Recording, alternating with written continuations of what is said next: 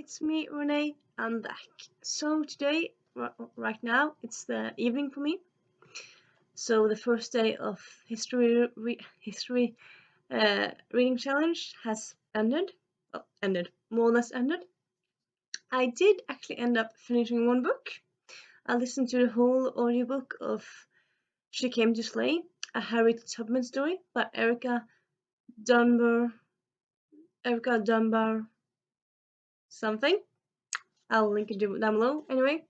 And yeah, in case you didn't notice by now, you already seen the title, but yeah, this is my vlog for the beginning of this readathon. So I decided I'm gonna do like I'll build a vlog every day or like when I can, and then compile them in one clip and then post them on Monday. So you'll see this on Monday while I'm filming this the other Monday. So you'll see this next Monday. And yeah. And yeah, as I said, I finished one audiobook of about Harriet Tubman. Harriet Tubman was actually a person I hadn't really heard about before. Before recently, I heard about the movie Harriet. I think it's called from last year with Janelle Monáe, among other people. She's in a movie based on Harriet Tubman's life. But before that that movie, I actually haven't heard of her. Though I suppose that's maybe not weird because I'm Norwegian. We don't learn that much in depth anyway about American history in our school. So like, if you want to know more, we have to research it ourselves. And yeah, I do know some stuff because like I pay attention. I look on YouTube. I read books and stuff. But Harriet Tubman, no, she was new to me. Well, a new discovery to me until a few years ago. And yeah, I really enjoyed listening to her. I had an audiobook, as I said. I really enjoyed listening to her life, how impressive and how inspiring she is. I mean, she couldn't read or write, and still she saved almost 70 people from slave, from from enslavement. Enslavement is the word, and it's just so impressive. And yeah, it's just really good. So yeah, that was the first read I ended up finishing for this readathon. And I want to do audiobooks, as I said. But right now, I think I kind of gonna do a little funny bit. Depends on how you think, really. So I have these 5 books actually. I actually had originally just these 3 books. Well, these 3 and one that's in my cabin. But then I decided I kind of want to read these 2 as well, when they fit the prompts as well. But I'm kind of curious, I'm kind of unsure, undecided for which I want to start with. So start with like I already started one, but like which physical book I want to start with. So I'm thinking I'm gonna read the first maybe paragraph in this video, and then I'm gonna decide on camera which book I want to start with. I kind of feel like I might do this one. Sorry, I might do this one, but then again, I'm not sure. I might end up going with one of the others. And also, yeah. So yeah. I also, if you pay attention, I don't know if you've seen my TBR video. I also want to read the Frederick Douglass story, and it's combined with another enslavement story, but that's in my cabin, so I can't really read it right now. I'm going to my cabin on Friday, so yeah. So these are the books that I want to focus on for them. And yeah, let's start with this one. It's actually, as I suppose you might think, it's not from my CBR, but it's a book I've been meaning to read. It's the book that's the movie Pride is based on. Well, I suppose it's kind of a weird thing, really. The movie Pride, was based on real life. So, and then you had the movie, and then you made a book of the movie. So this is like, I suppose in a way, the movie in book form, in a way, I think. So I don't really think it's like anything like to do with. Cool! It's signed. I had no idea. I didn't see it before now. So cool. So cool. Ha! Fun. Fun. Interesting. I wonder whose autograph is it? If the autograph from the movie or from. It has to be from the movie. There's 3 children here. So cool. So cool. But yeah, and I don't really think there's like any. Oh, okay, in the middle here there's some pictures from real life. But I don't really think there's like any. I don't really think there's any like interview with the actors or anything like that. It's just more like real people telling what's the story, like what went down really. And yeah. So yeah, I saw this movie Pride. I think actually 3 years ago now. Yeah, 3 years ago in cinema. They had they showed it during Pride week. Pride week, yeah, Pride week in Oslo.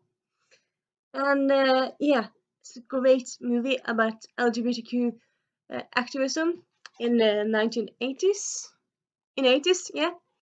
And it's like a group of LGBTQ people who end up protesting together with Welsh with Welsh what's the word again, minors, with Welsh minors, and they end up like kind of helping each other. And yeah, it's just a very good story, and I kind of interested to read it.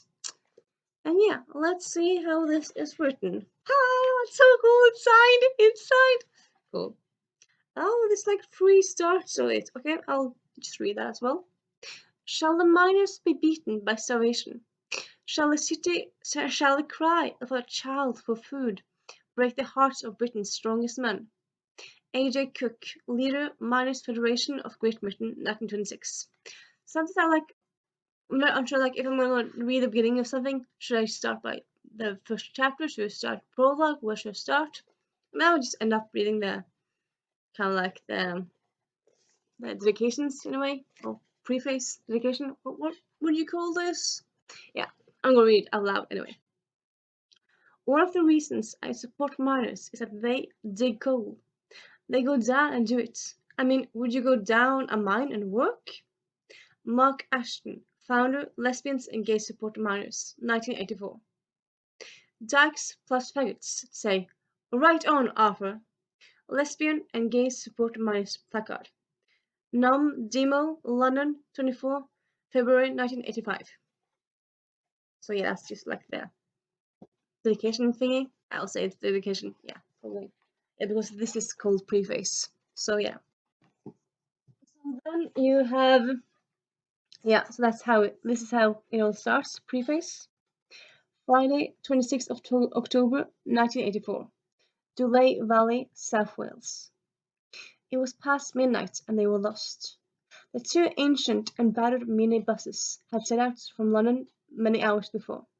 The 27 gay men and women inside had passed much of the journey, singing or leaning out of the windows and blowing flamboyant kisses at other motorists. Yeah, I really like this beginning. It's a good beginning. Sounds interesting. Yeah. Okay, so it's just like a very short preface, and then you have like contents, and yeah, I might go for this one. Anyway, I'm just more excited to read now. But yeah, I want to read the others as well. And then you have The Myth of the Explorer by Bo Riffenbaugh. Yeah, it's just a hard different last name really. It's a story about like different explorers. So it's like it's it's a bio of different biographies of different explorers. So it's tackles different explorers from around the world. Yeah, I'm just gonna start with one. It says one introduction, so it's got preface. Is chapter one? I'm just gonna start. More than 3/4 of a century has passed since the first week of September in 1909, when 2 men thrilled both the international scientific community and the public of the Western world by virtually simultaneously claiming to have attained what was considered the Earth's most alluring geographical goal, the North Pole. For months, the furor surrounding Dr. Frederick A. Cook, Robert E. Peary, and which, if either first reached the pole, received unprecedented coverage in the world press. The issue remains a topic of debate even today.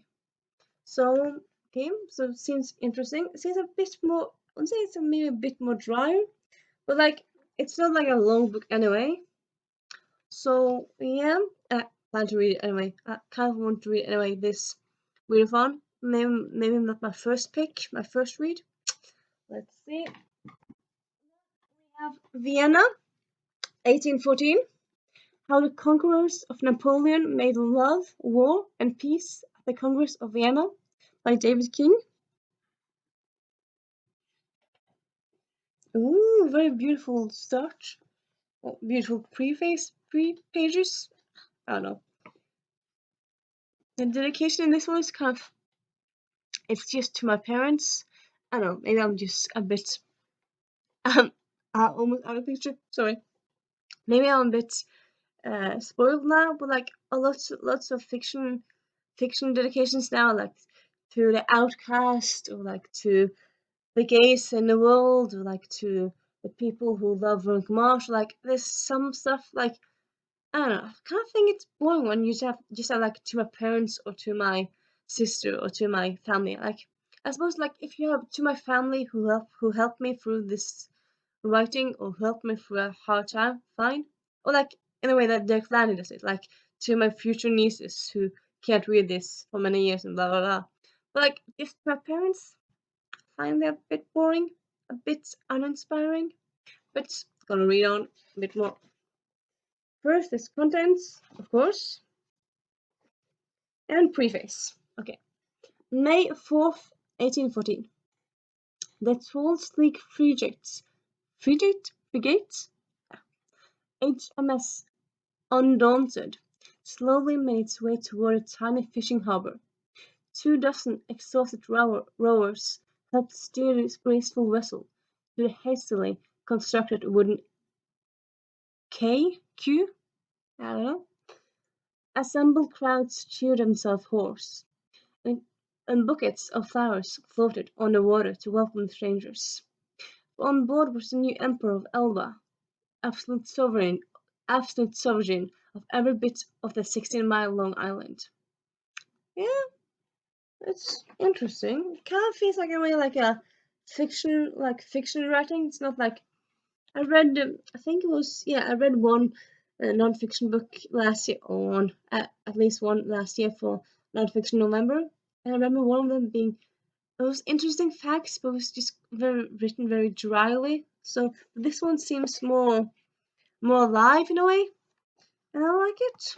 I like it. I feel like it's very good sometimes to just read the beginning of books and just get a bit more feel for them, really. And yeah, and a bottle of rum, A History of the New World in 10 Cocktails by Wayne Curtis. From a mother and father. My God, can you be more unoriginal? Okay. That's content. Should we go with? Yeah, we'll go with introduction first. I'm just gonna do that one first. How beverage alcohol is produced, distributed, consumed, and regulated offers a key to the nature of society and how it changes over time. Jack S. Blocker, Jr., Journal of Urban History, 2003. Rum makes a fine hot drink, a fine cold drink, and it's not so bad for the neck of a bottle. Fortune Magazine, 1933. Okay. I'm standing in front of the City Tavern restaurant in Philadelphia's Old City. It's an something classical building with tall stone steps rising from the sidewalk to a receded door. At the top of the steps stands a young man with his hands behind his back. He has a swallow complexion and wears a short blue jacket with meringue-like ruffles about the neck. He has the air of a sentry, of someone with whom I must negotiate in order to get past the door. Yeah, I like it. Not bad. Just like kind of blue. I kind of looked a bit on it in this book earlier today. I don't know. And like there's very short chapters. Like it's not even chapters, more like short parts in a way. like this. Yeah, it's 10 drinks, so it's very short. It's not that much of with any of them really. So that's interesting. And yeah, and then you have a little history of sorry, I'm again. A little history of archaeology by Brian Fagan. It's published by Yale University Press, so you know that's quality sign really. So that's good. So let's see. To Vernon Scarborough, water expert extraordinaire, who told me about Bali and offers encouragement at every turn. Now that's a good dedication. That's slightly better really. That's good. Content, yeah. Chapter 1. The backward looking. Sorry?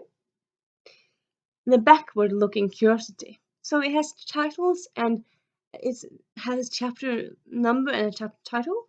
I really like it already. Thumbs up. Oh yeah, on August 24th, on 24th of August, AD 79, Italy's Mount Vesuvius erupted like a great cannon. An enormous fountain of ash, red-hot lava, rocks, and smoke burst from burst from the volcano. Daylight turned into darkness. Ash fell like heavy snow, blanketing the nearby cities of Herculaneum and Pompeii. Okay, I like it. It's not really so. It's definitely describing them as more facts.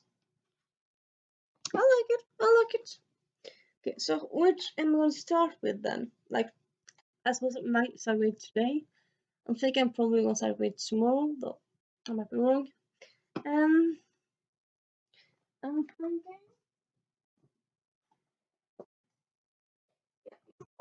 I'm gonna go with Pride. So it's yeah. So just so you know, it's supposed to kind of know, but like it's based in a different country. It's in Wales mostly. It's LGBTQ history and minor history, and from the 80s. So it's recent history. It's contemporary history, but yeah, yeah. I think I'm gonna start with this one tomorrow. Now, who knows? I might pick someone else, pick some of the other books up, but yeah, kind of want to start with this one, I think. As I said, I finished the audiobook of Harriet Spy, or Harriet Tubman, She Came to Slay. So I actually decided to start the audiobook of the Queen Pirate, and I'm just gonna double check what's the name of that one is. Give me a moment. La la la la la la la la la. La la la la la la la la la la. La la la la la la la.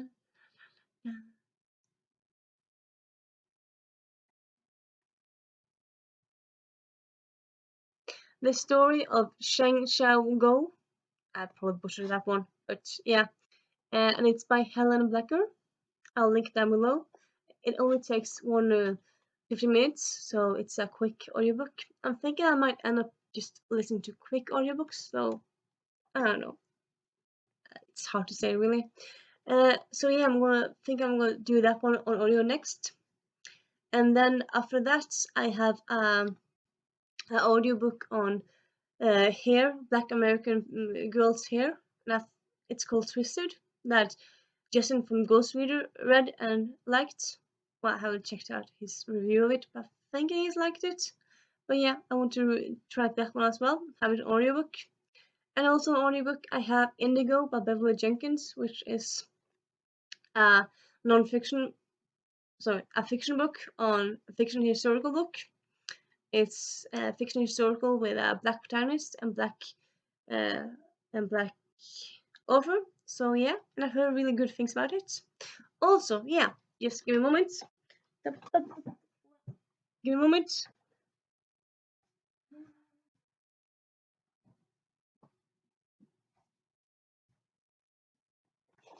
I also have The Fountains of Silence by Ruta Sepetys. Actually got this one from my library. Yeah, libraries are open here in Norway. Haha. Just a little brag in there. But yeah. So yeah, I've heard about repetitions for some years now, and it kind of sounds like this year is the year I'm gonna read her. And that's the one that I found by her. It's Spanish, his historical fiction, and it came out later earlier this year. And yeah, so that's really a little update for me. And I'll see you next clip. Bye bye. Hey, it's me, Renee. I'm back. So it's day 2 of the, let's say, Fun. That's the last readathon of the History Challenge readathon. And I just finished Pride, which is by Tim Tate in association with LGSM. So it's the story behind the film in a way, which is also like a real story. Talked about this in the last clip, but yeah, just in case you're paying attention more now. Yeah, I ended up reading this in one sitting, more or less this whole day, and I've actually been crying a bit. And think like crying isn't kind of mostly a cheerful story. It's about solidarity and togetherness, fighting predators, fighting the man. Yeah, I suppose I cried a bit for like cried because of tears of joy, like tears of emotion. It was so heartfelt and so sweet. So I just kind of cried. But there's also some parts of this book, like some people from this part of history, some people from the strike, they had AIDS and died. And even though I don't know them personally, I don't know none of them personally, but I still cried of it. Like, I don't know, it's sad. Death is sad, and AIDS is sad. And but yeah, this book it's just very good. It's definitely recommended. Definitely recommended. It gives you insight in both the mining industry in Wales, the mining industry in the UK. I suppose also gives you a bit of insight into the UK political history. Me as a Norwegian, I didn't really know that much. Of course, I knew about Margaret Thatcher, but I didn't really know the specifics. I knew like she didn't like miners, but like this one gave me a whole other sense of like that woman was, yeah, way out there, way out there. She was, yeah, yeah. But also, it gives you also a insight into being gay. That even though I don't know, for some reason I thought that it was delegalized in the 70s, but it was in the 60s.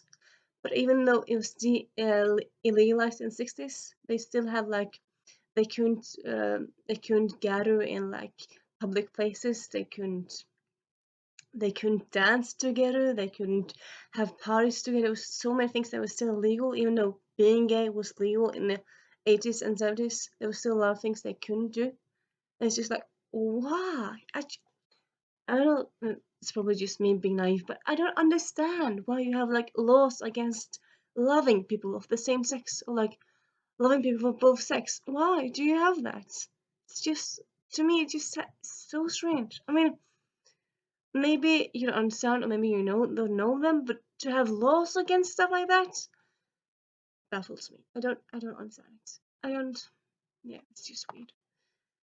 So yeah, luckily stuff isn't like that now, though. As they say in the ending, it's not perfect anyway. It's still not perfect. And they still have stuff to fight for. And yeah. So I would say like because okay, so I found this book in a used bookstore, I think maybe 1 year ago, maybe 2 years ago.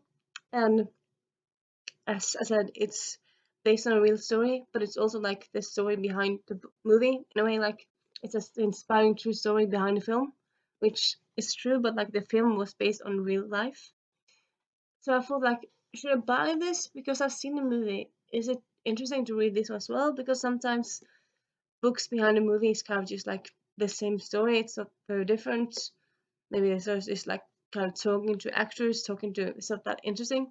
But I would say like this was actually very interesting. It gives you a in-depth look on the story and history really. So like if you see the movie, good, you get a sense of what happened and sense of the movement and stuff. But I would say read this as well because it gives you more, it gives you more understanding and more, you learn more about what happened. And you learn more about LGBTQ community, the minors community, England at that time. Well, England and Wales. And yeah, I would say definitely read this as well. It gives you more insight, really. So it's very, very good. And yeah, so that's my second book. 2 days into the readathon, I've already finished 2 books. Bragging? No, well, it's kind of fun. It's not. Sometimes when readathons, I'm kind of like I'm reading several books in readathons, obviously, or often, but I don't really often finish that many books. But this time, I finished 2 books. So yeah, I'm kind of happy with that. I suppose, yeah, not necessarily. It's not necessarily that the rest of the week will go as good. But at the same time, like if I end up just finishing one more book, yeah, before the readathon, it's not a fail. I mean, the point is to read one historical nonfiction, and I've read 2, so yeah. And a lot of people probably haven't finished one book yet, so it's not like a competition. It's not.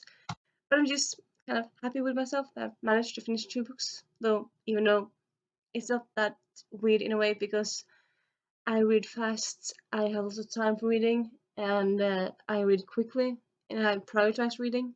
But yeah. So yeah, I suppose I was happy that I wasn't distracted, that I got through it, and yeah, it's a very, very good read.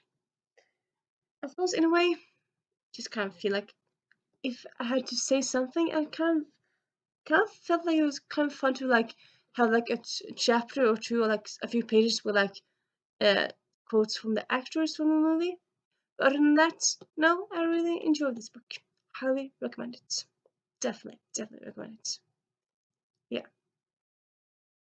Hey, it's me, Renee. I'm back. So yeah, this is another update to my history challenge readathon. Readathon? Yeah, to the challenge. To the readathon. So today I'm a bit tired. I don't really know why, but just kind of been a bit tired. So I haven't really so far just kind of been low key and relaxing. Like I watched some booktube. I watched the Norwegian publishers had like a preview of what's coming out in the fall, so it was fun. And yeah, a bit like that really. Uh, and yeah, I did forgot to update you yesterday. So yesterday I did. Give me a moment.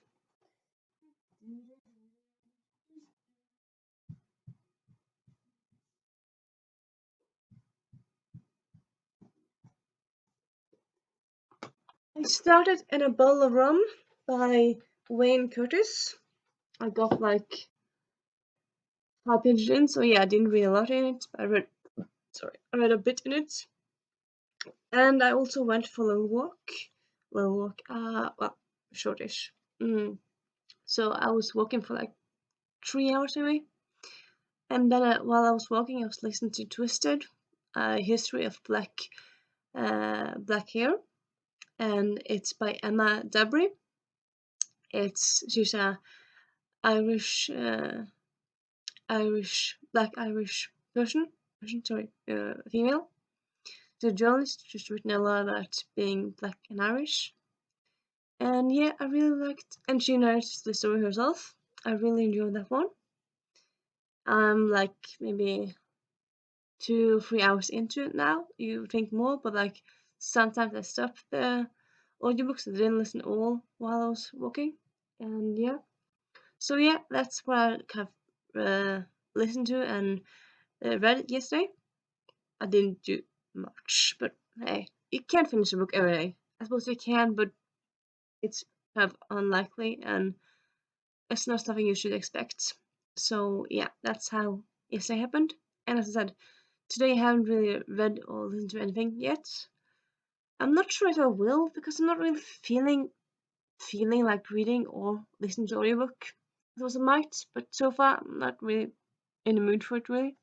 So, and then you might think, oh, so it's a very short update. Yes and no. That's the end of the update on reading and audiobook listening.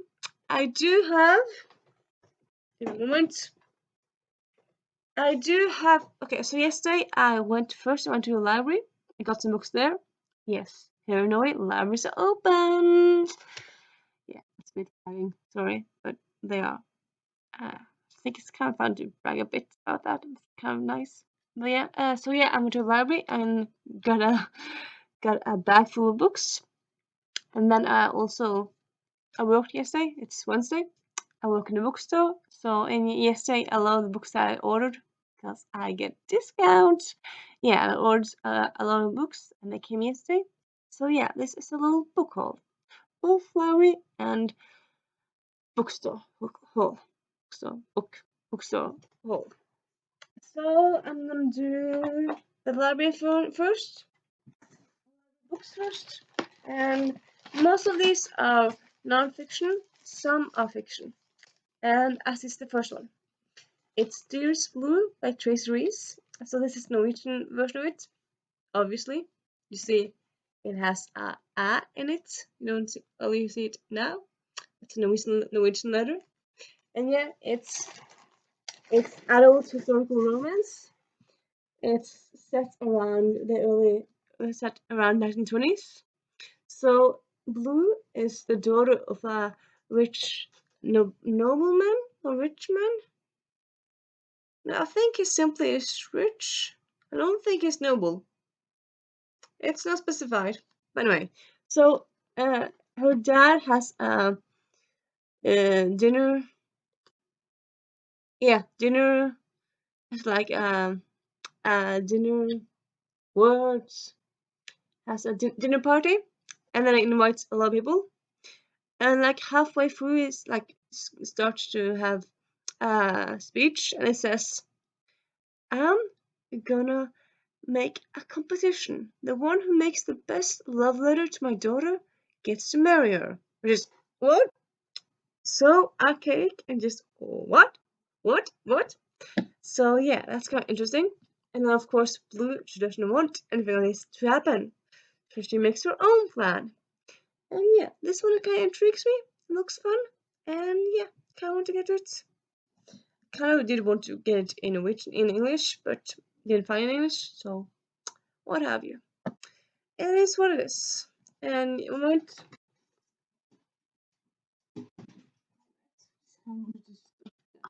Close the door in case some sounds come in and stuff, because I kind of want to have like sounds shut for you. But yeah, so that's the first one.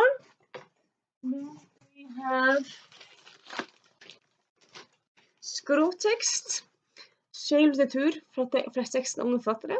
So this is non-fiction, well, fiction. Sorry, it's fiction. Yeah.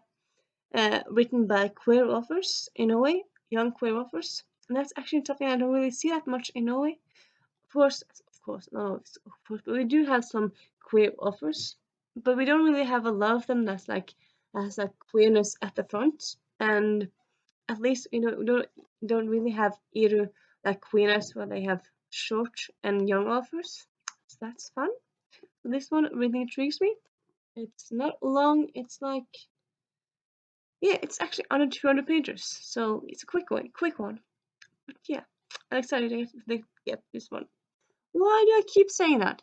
Excited to read it. Why else would I get it? I don't know. I'm redundant. I'm strange. Well, let's move on. And then we have several non-fiction history books. Kind of like wanted to get history books because of the history reading challenge. Most of these are children books because I don't know, I find that a lot of children's books I've discovered that a lot of children's books, like there's a lot of non-fiction children that sounds so interesting. And yes, they're short and are often illustrated, but like often the illustrations are fun. So it doesn't really matter because you get a short introduction to a topic you want to learn more about. And if you want to learn more about, you can afterwards find an adult book. But like, why would I really be ashamed of reading children's books when I'm an adult? It's not really something you should be ashamed of, and I'm not. So yeah, the first one is Norske spioner, Norwegian spies. So takes a look at the history of Norwegian spies. So it's not history; it's like specific history, so it sounds very fun. So you have both like people from the war, people earlier, people later, and it's just like 70 pages, so not long either. So yeah, I really like that. I end up often lately when I'm doing like the juries, I end up going to the library and getting like a short children's story nonfiction because they're so quick to get through. They're also often so interesting. And yeah, so this one sounds fun and not long at all. So yeah, I suppose I might end up reading all of these today because they're so short. I mean, when you're not in the mood for reading, you might be in the mood for reading something short. And yeah, and then we have Sprø historia of Jon Evo, which it translates to crazy history. So you know, I love history. Why I'm doing this reading challenge, and also craziness is just so fun. So yeah, I really like this. It says this. It's a history of ancient Romans, Vikings, knights, inventors, etc., etc. And yeah, sounds very cool. And it's how long is it? 110 pages. So not very long at all. But still, like, yeah, a quick little introduction. That's good, really. And then we have Yngstemann på Eidsvoll by Ole Røsholt. So Eidsvoll was actually a place in Norway that the constitution was written, or like written down in paper and all that stuff.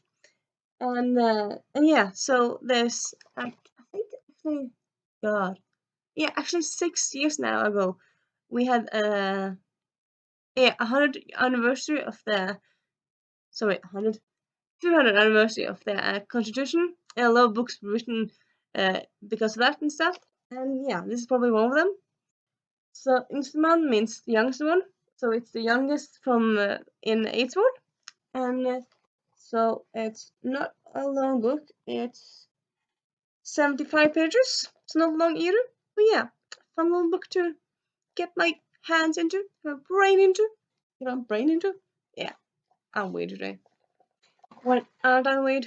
I don't know. I'm weird today anyway. Then we have 1814, Narepo, Jon Evo as well. So this is like I just look at the whole 1814, like because 1814 was the year we got our constitution, and it was like very quickly, like in the beginning, quick summary really. In the beginning of 1814, Norway was a part of Denmark. It was called Norway Denmark, so we didn't really have our own government or anything. And then towards like the middle, like in May, April, Denmark had to give us up because of the Napoleon War. They lost, and they kind of had to give us up. And for a few weeks, we were independent, and then in July, at least like just a few weeks later, we became part of Sweden. So yeah, it was so like, but we got our own constitution in the small weeks that we were independent. So yeah, it was a close call really. 1814, a close call. Yeah. This one is, let me see. This one is 142 pages. That's a bit longer, but yeah, still. It's also it's kids books, so you have like lots of pictures. So yeah, it's in theory it's not that long, but yeah. And then we have 50 hendelser som formet Norge. So 50 events that formed Norway. It's by Jon Evo as well. He writes a lot of children's books with the history focus. And yeah, I really like that. It's like it looks at like 50 stuff, not just like one or like the Second World War or like all the lots of different stuff. And I probably that's probably some stuff here I know, but also some stuff here I don't know. And yeah, I really like that. And it's how long is it? It's 110 pages. So yeah, not long either. But yeah, looks very fun. And then I have one now. Actually, I think like I need this book. Like I was going to the library to find this book, and I thought like I found something else good, but I want this book. I talked about it earlier in my TBR actually, but yeah, it's Den norske slavehandel of Anders Totland. So it's a Norwegian slave industry. So as I said, I work in a bookstore, and I saw this I think last year, maybe 2 years ago. Last year, yeah, last year. It must be last year. I didn't work there 2 years ago, but yeah, last year I saw it in the bookstore. I was like, is that a thing? I didn't, because that was something that blew me. Like, what? I had no idea. I know it was a part of the slave industry. And actually, earlier this year, in like May, June, because of Black Lives Matter, Norwegians started talking about like, is there racism in Norway as well? Like, of course there is, and there's a big debate happening, and a lot of people talked about how African Norwegians talked about how they've been treated badly and stuff. And then one of the things that happened because of this was that we started like talking, okay, should we rename streets, because some streets are named after problematic people from history in Norway. And supposedly, there's actually a street in Bergen that's named after a slave trader. So like, there's a slave trader in Bergen? I had no idea. So yeah, again, this one is a children's story, so it's not long, but it will probably give me like some insight to it. Well, it will, like, of course, it's a book and it's non-fiction, so it doesn't tell lies. So it's a good place to start, really. I did check on like the library if like there was other stuff as well, just like wrote in slaves, and I've found lots of books on it. So there's probably there is other stuff I can read afterwards. But yeah, for now, this one is a great starting point, I think. So yeah, that's the library books. Well, actually, I have one more. You know what? I'm gonna get it now. Wait. So this is the last library book I have. The World's Baddest Forsvunne Skatter. So World's Hidden Treasures. So it's a little book. So it's treasures. So treasures are often historical. So that way it's historical. But it's like very short book actually. Yeah, very short book. But it's about 45 pages. Not long at all. But yeah, I really like treasure. I like this. I like the world. So I feel like this sounds very fun. I just found it in a bookstore in a library. I just feel like this looks cool. So yeah, I just put it with me. You might ask yourself, Renee, when you went home yesterday from work, because I went straight from library to work, how was it carrying all these books? Yeah, it was heavy, but I regret nothing. All the books are just so good, and well, seems just so good. I have no regrets. No regrets. Okay, so now we're gonna move on to the books I bought. First, we have Death Set Sail by Robin Stevens. It's the last book in the Welsh and Wrong series, so it's quite an emotional purchase for me, really. And I'm not really sure. Like, I mean, sometimes before I've seen people on booktube say like, okay, this is the last book in the series. They bought it like the day it came out, but they don't really want to read it because they don't want the series to end. With me, so far, I'm like, I buy books and then I read them straight away or like soon, because like I'm thinking like I want to know what happens. And I'm thinking like, yes, the series is ending, but I can always just reread them. True. But now, kind of with this one, I'm kind of like, I bought it, yes. I'm like, should I read it now? Because historicals, I suppose I could read it this week. Or should I wait for it like 1 year? I mean, because I don't want it to end. But I suppose a lot of book series often get spin-offs, so I suppose I could read it and then maybe in a few years it's a spin-off of it. Could happen. But yeah, I'm not sure. Anyway, I have it now. So I have supported the author. So it gets put on like my purchase next that her book gets higher on the purchase list and she gets more money, and that's good. And yeah. Also, look, the little edges, so cool. And golden hair, so cool. This one, if in case you didn't know, I suppose you might not, it takes place in, let's say, Sweden, in Sweden, in Egypt by the Nile. So it's like on the River Nile, and it's yeah, there's a murder mystery that happens on the Nile, and it's very fun.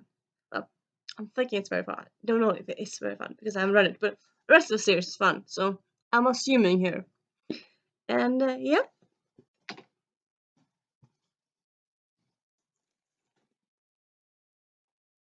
Then we have Darius the Great is Not Okay by Adib Khorram. It's the first actually for the channel, but actually the series. The second book is actually coming out this year. Has come out. Is coming out. Not quite sure. But yeah. So this is an Iranian American. He and yeah, he's better at Klingon than at Parsi, and he's very nerdy. And I think also, yeah, it's also queer story. So yeah, it sounds just very good. I heard great things about it, and yeah, it just looks so cool. I'm just kind of curious, like, huh? At the end, this interview, so that's cool. Yeah, yeah, sounds just so cool. So happy to have it. Of course. Yeah, of course I'm happy to have it. Why would I not be happy to have it? Why would I buy something I'm not happy to have? It also might be temporary insane. But yeah. Then we have Most Likely by Sarah Watson. So it's a book from this year. Why did I say that? So you know that. It's a contemporary young adult. It's about these three girls, three friends, and one of them ends up being the future president in the United States. We don't know like who it is at the beginning at least. I don't know if this download or series. I suppose it might be a series. I think it's download. I might be wrong here. But yeah. So one of them is an artist. Uh, one of them is not an artist. Okay, there's four people. Three. Okay, there are four. It seems like at first it just kind of looks like three. But then look closer. It's face there, there, and there. And yeah, so yeah, really look. Yeah. Also, the author on this one is the producer and creator of Bold Type, which I really enjoy. So that's kind of what sold me on this one. And yeah.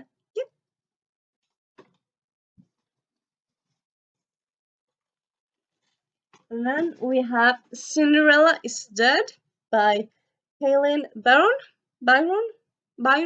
Sorry.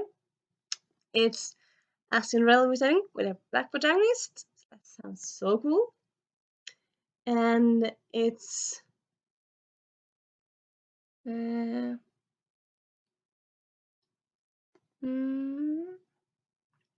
seems to be like dystopian-ish thingy. Not sure, but like I heard great things about it. And yeah, also a very cool cover. Yeah.